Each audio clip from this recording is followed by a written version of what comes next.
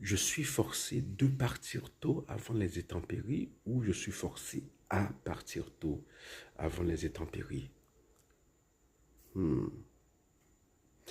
Bonjour, vous êtes sur une chaîne de philosophie dédiée principalement à la philosophie et aussi à la métapolitique. Cela veut dire que nous faisons un peu de politique, nous faisons de la politique locale ou internationale sans prendre parti pour ou contre un parti quelconque ou une personnalité quelconque. Et aussi, nous faisons un peu de linguistique. Linguistique, c'est un bien grand mot, mais bon, voilà, nous aimons les mots, les expressions, les tournures de phrases, etc. Voilà, la grammaire, tout ça, le vocabulaire, bon, vous aurez compris. Alors, d'emblée, je vous dis, la bonne formule, c'est je suis forcé de partir tôt à cause des intempéries. Mais il y a une nuance. Si par exemple je dis euh, mon petit frère m'a forcé, préposition, partir à cause de ses leçons de piano.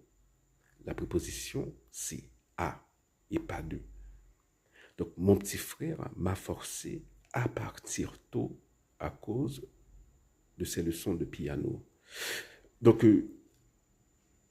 voilà, une règle, voilà, un repère, c'est lorsque la contrainte vient de l'extérieur, c'est forcé à. Donc, lorsque la contrainte, c'est auto-imposé, c'est de, donc, je suis forcé de, je suis forcé de travailler ce week-end en raison des coûts budgétaires, par exemple. Bon, là, la contrainte, c'est, euh, voilà, c'est